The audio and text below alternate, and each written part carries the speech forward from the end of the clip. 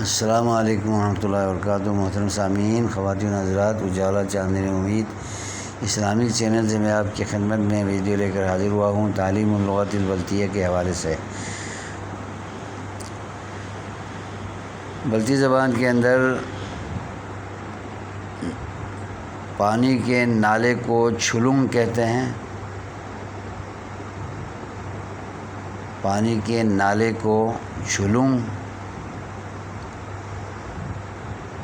اور چھوٹی ندی یا کھالے کو رکا کہتے ہیں، رکا